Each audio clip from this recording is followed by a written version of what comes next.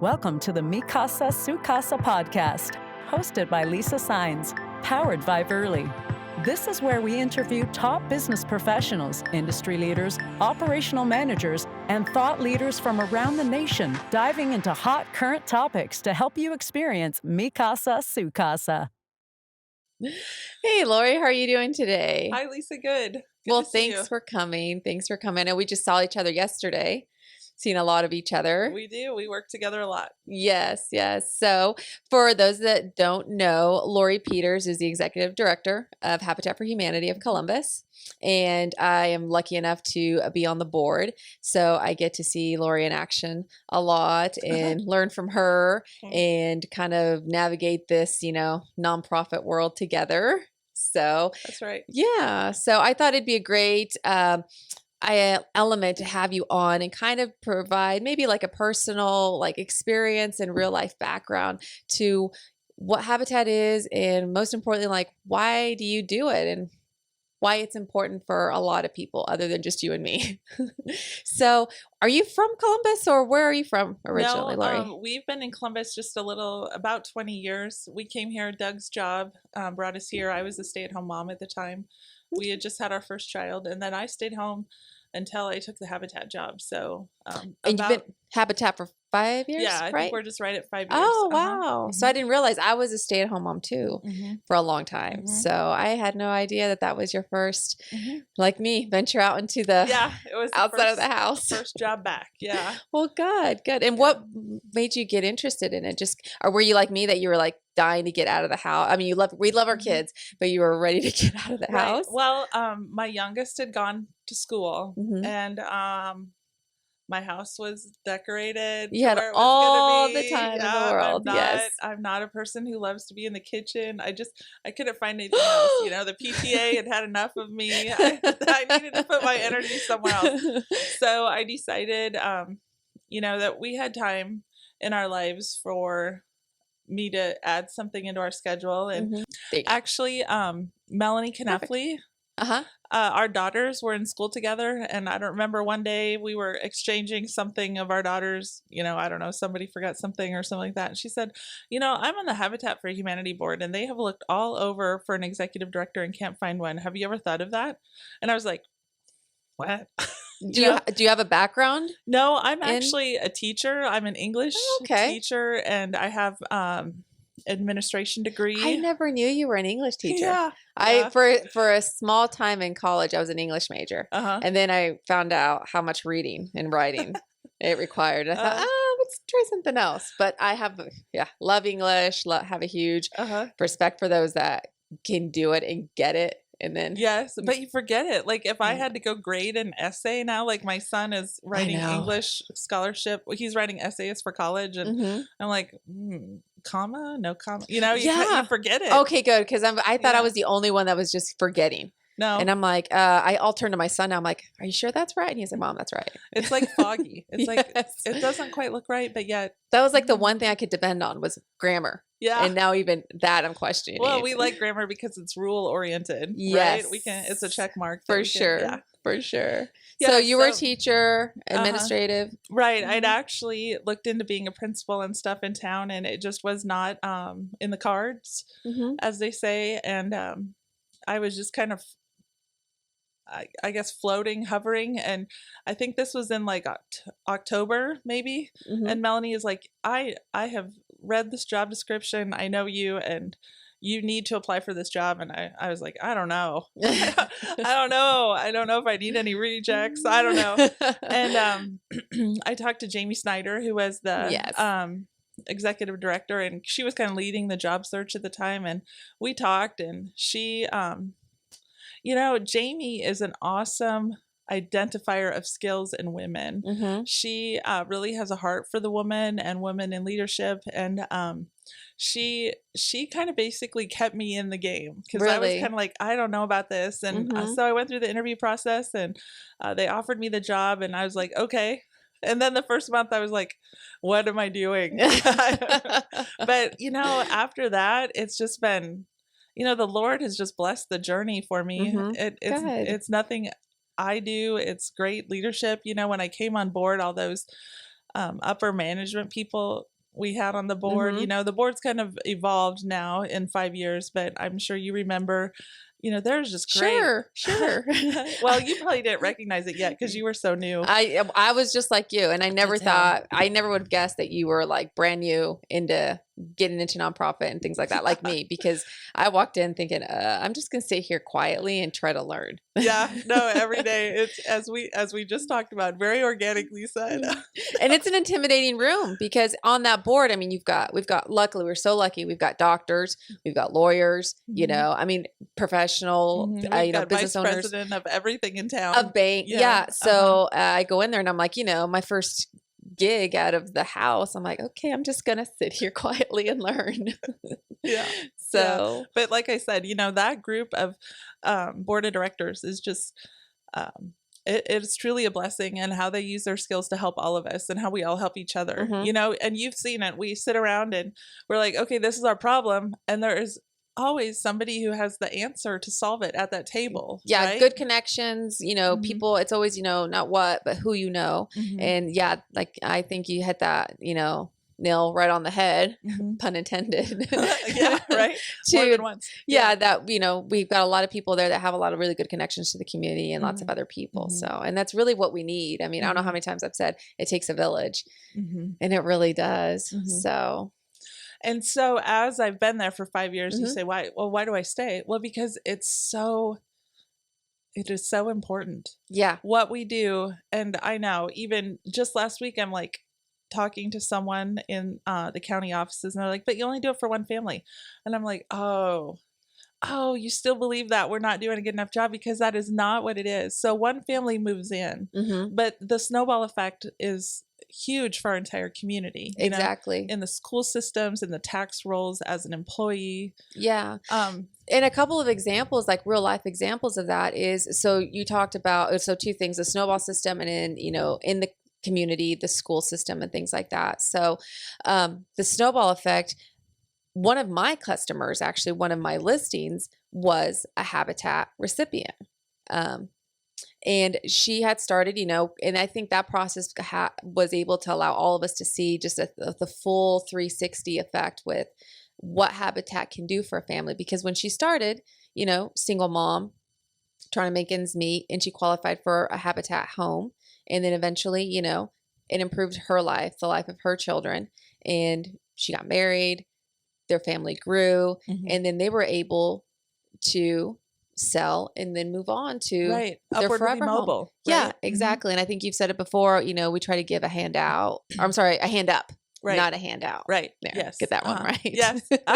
But that's what it is. I mean, this is the heart of agricultural land, and no one gets by on a free pass here. No. Yeah, you got to work for it. Nobody's going to support us if we're giving things away, and we don't at all, and it affects the recipients, and then their children, and then their children. And well, I think one of the statistics that you mentioned once was high school graduation for those students. The students that were more likely to graduate high school have like a 50% higher though of those that come from homeowners. Like they have to be homeowners, right? Homeowners, like just parents of children of homeowners. Parents are more likely to graduate.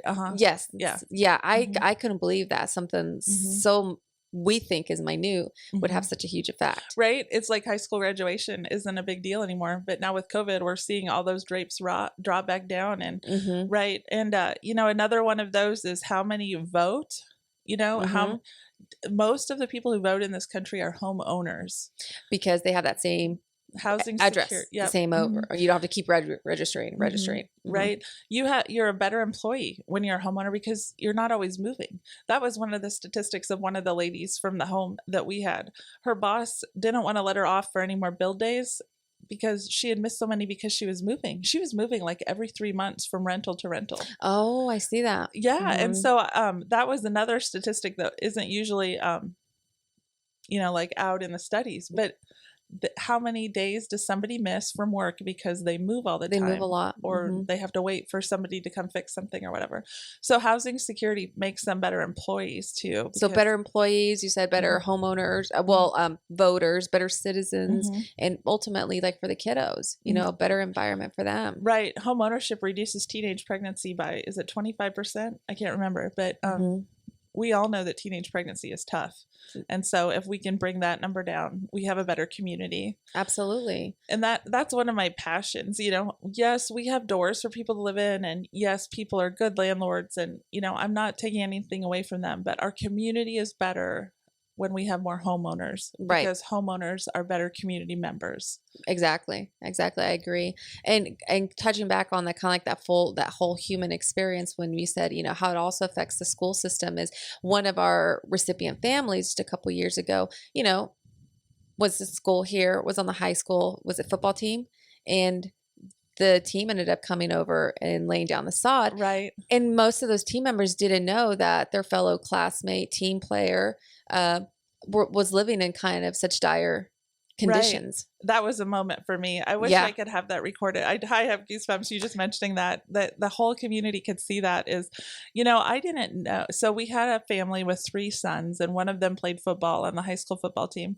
And I didn't know. And these are, again, for everyone, these are families here in our small town like Columbus. Oh, yes. There's a requirement for residency of living in Columbus for a number of years. It's not somebody down the road, Joe Blow. It's someone that you probably have either met, or known, your kids know, or sat next to at church. Exactly. Or, you know, parent-teacher conferences was in line before you. Exactly. Yeah. Yeah. So, but yeah. So he played football here. He did. And, high school. You know, 16, I think he was 15 or 16. And that's a tough age to be different. Right? Yeah. I have one. And so I didn't know if he wanted. So the high school team came, and one of our campus committee leaders stood up and said, "Thank you for coming, and this is why I'm involved," which was, you know, in its own right impressive to have a high school senior doing that too. And there were 99 of them that day. We signed them in, 99 boys plus whatever adults were there, coaches. Oh, and wow. stuff. And that's a good volunteer day. I know, right? It didn't take long. And I didn't know if he wanted us to point out that this was going to be his home. And that child, not really child, that man-child, got on top of the picnic table to address these 99 peers. And he told them what this house means to them and how he was so thankful they all came. And it was one of the, you know, probably top 10 moving moments of my life to hear the things that he had to say to his fellow peers and how much it meant to them that they were there to lay down the sod. To him, it didn't matter if they were painting the walls, laying down the sod, building the frame. It was a very proud moment for him. Yeah, they were part of his life. They were helping him better his life. And he was going to be just like most of them. Exactly. Because I think, you know, we all want to be different and, you know, unique, but at the same time, we all want to fit in. Correct. And I'm not different from you, and, you know, and not like take pity on me or anything like that. I'm just like you type of thing. But I, like you said, I do need a hand up just a little bit, just a little bit. But something in life has knocked him down, and exactly. And mom needed that. Exactly. For sure. We all make poor decisions. Absolutely. The problem is we can't stay there. Exactly. Right? Yeah. Exactly. So, I mean, and of course, and that's, I think I feel like a lot like you, and the same thing when I first joined the board. Again, I had no idea what was going on, what I was doing, how this worked. I sat there quietly and I'm thinking, okay, I'm just going to wait my 3 years and then I'm going to get out of here and I will have done my duty. I'm a better human being. All right. Check that box. But, you know, you just told me, reminded me, was it a couple of weeks ago that, you know, my term is actually up this year. And I was like, oh, 3 years have already gone by. I know. Yeah. And I'm not planning on resigning or leaving. Right. I'm like, well, no, I'm going to stick with it if I can. Right. Yeah. Second term. Right. Yes. You're the incumbent. Yeah. Because you do see, you see the good that it does for people and, you know, one family a year, but it's not just that one family. And at the same time, it's one family. It's still a big deal. It's still a big significance. It's a big, you know, contribution. Yeah. And, you know, it's not just the home. I mean, have you driven down past our addition lately? Yes. The whole neighborhood has changed. Neighborhood revitalization has taken place. I can't wait for like a year or two and to see what that's like. You know, New Hope 1, we've got those, what do we have there? 7 Uh-huh. homes, and the garden is taking up the rest. And that's always available, if we Yes. need it. And then you come down around that curve on 11th Street and come up, and there's the new addition being done by Obrist and Foreman, I believe. There's already 5 or 6 houses there. And that a year ago, that was just a pile of dirt. There Yeah. was just trash, and there was an old house there. I think they burned it down a couple of years ago. I mean, it was just a dump. Yes. And now there's 6 houses and a nice street, and you come up, and Reese Industries is there, and that farmhouse that was there on the property that we were going to buy, they fixed that up. It looks beautiful. Yeah. And it's like it gives encouragement to those around as well. Yes. The road is paved. I mean, just think of how great the snow removal will be, right? For those people that were already living there. Yeah. And we're going to start building in New Hope too this spring. And, it's completely changed that whole little corner down by, what is that called? Lake Sauk or something like that. There's a pond down Sock there. Pond or Sock Pond. that. I think that's what they call it. Yeah. Yeah, absolutely. I couldn't agree more. And I'm a newbie here to this area and things like that. So I didn't know a lot of what used to be there, but I remember before we started, what it looked like. Like. That whole corner. Yeah. It was like North Wichita or whatever. Probably. Yes. I am from that's my hometown, actually not even my hometown, but yeah, the majority of where I spent the last 15 years of my life. So, but I think that's, that's the main, I think, focus on this one is just how to, bring, tie in that human element, why we do what we do. And I think it's a great contribution and another great thing that Columbus has here to offer. I just want to do more, don't you? Yeah. I mean, the more families we can get in there, Absolutely. the more homes. And it's I guess for anyone that maybe is familiar with the nonprofit world, it is tough. Nonprofits are tough. It can be tough. It sounds great. Who wouldn't want to help out? But there is a lot of need. So I think one of the things that's unique this year is we're getting ready to start building the new house. And what number?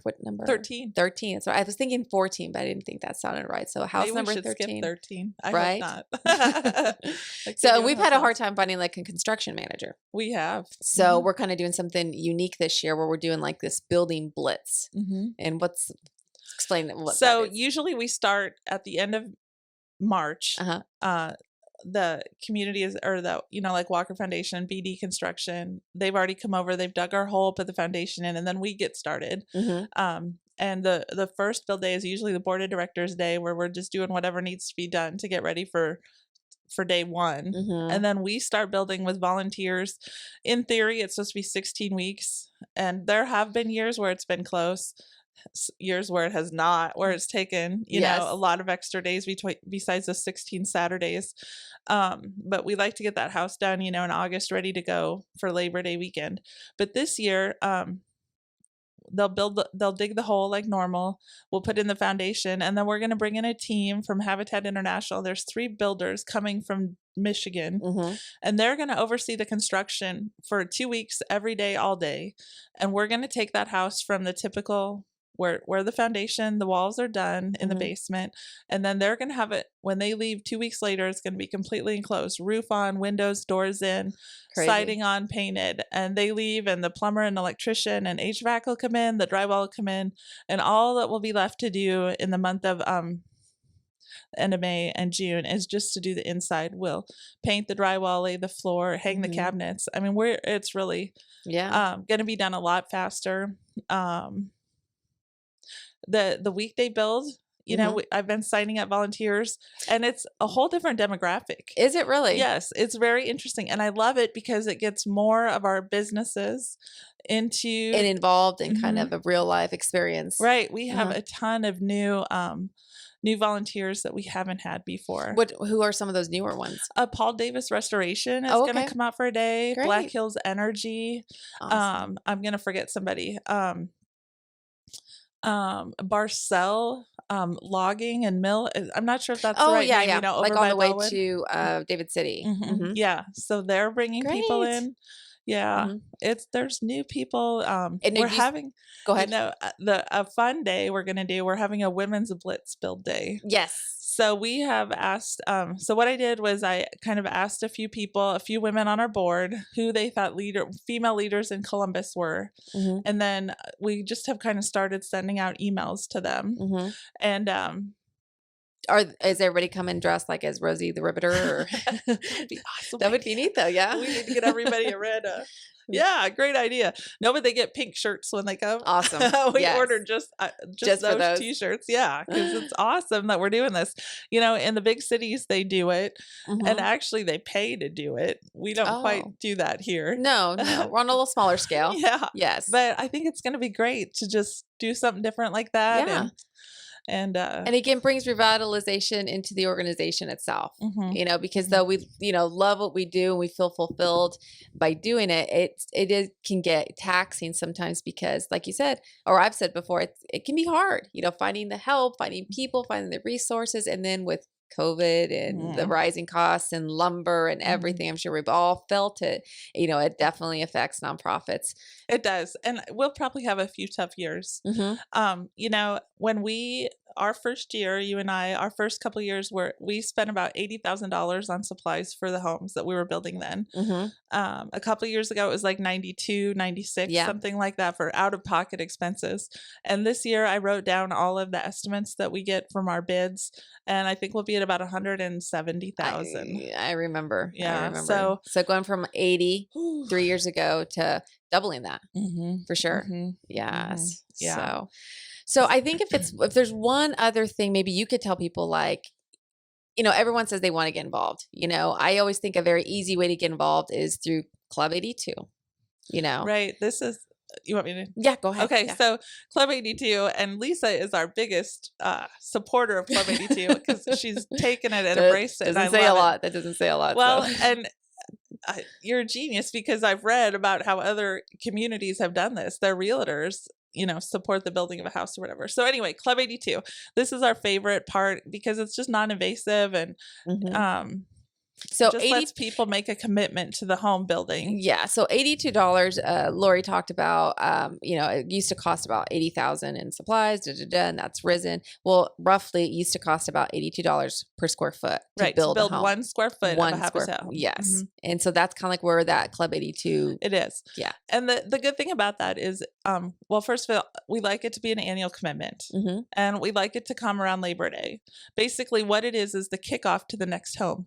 So if you're a member of Club 82, first of all, you get this little license plate frame. So you see the little cars tootling around with the blue license plate frame on the back. You know that they are committing to pay for 1 square foot of that habitat house every year. Yes. And we do it about Labor Day because we want it to be the kickoff for the next home.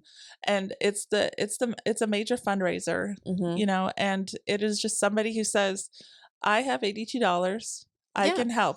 It's not $8,000. It's not $800. It's $82. It's something that's a lot more feasible for everybody. But that builds. Yes, I promise that $82 goes directly to buying construction materials for that house. Exactly. It is not used for anything else. Right. And then like I like to tell people is you can drive by and say, like, I helped build that right there. That's my brick. That's my brick. That's my square foot right there. Right there. Not that one, the one right next to it. Yeah. We'll let you pick whichever one you want. That's right. That's right. You can even come sign your name on the stud if you come that day. And this is my 12 inches of property. There you go. We'll let you do it. We'll let you do it. This. You really can't own it. I guess I shouldn't say that, but right. Whatever. We'll make it work. We'll make it work for those $82. We'll make it work. Yeah. Awesome. So that's and I know Lisa uses it when she sells a house. Basically you tithe. It's your tithing. I like I said, I try to give the back that way, I try to ask my clients too that, now that you have found your forever home, if you would consider helping someone else, obtain their forever home with that $82 with $82. So, and then you can drive, like I said, you can drive by and look at it anytime you want and tell your friends, look what I did or look what I helped do.